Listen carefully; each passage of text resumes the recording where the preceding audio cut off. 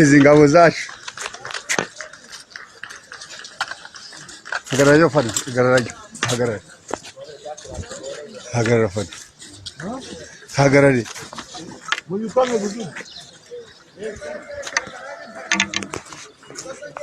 reba hano fadi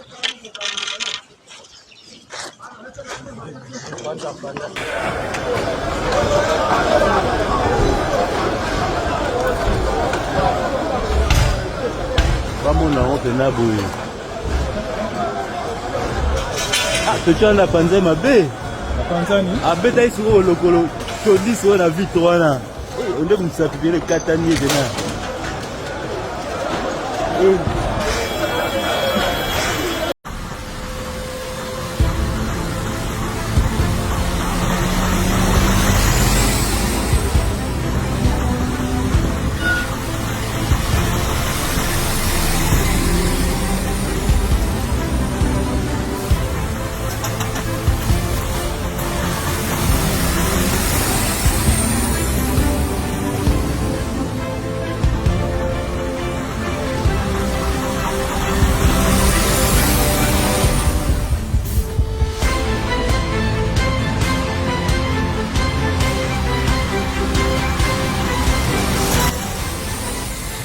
Ibu ukibibona uhita ubona ko ibihugu bya Afurika byasa nkaho bigiye kwisanga mu ntambara kandi byiteguye kwirwana.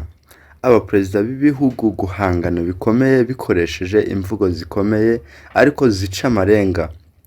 Mbanje kugusuhuza wowe wakoze subscribe, like na share ku Muvuno TV kandi nawe utarabikora akubwira yuko ugomba kubikora kuko muri aka kanya tugiye kuzajya tubagezaho ikiganiro cyiza cyane kandi nawe ubwawe uzakunda uzanisangamo aricyo inyanja itagira iherezo.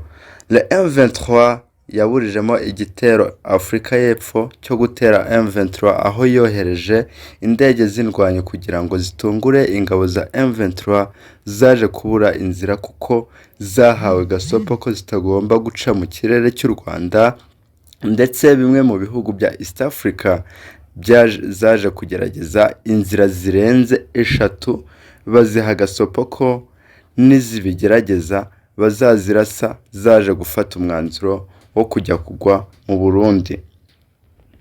Nginkomoko y'amagambo Perezida w'u Burundi amaze iminsi avuga ko batera u Rwanda kuko yizeye ubufasha bw'iki gihugu cy'Afurika y'Epfo.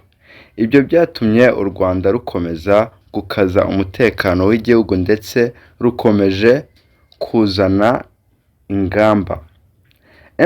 M23 yo intego ni za zindi ni ugufata RDC uko byagenda kose kuko ubu harabura gato ngo bafate Bukavu kuko ingabo za leta zatangiye guhunga. Gusa yo yizeza abaturage ko izabarindira umutekano kuko ihanganye n'ingabo. Si abaturage nimugacikwe n'amakuru agezweho ku Muvuno TV show.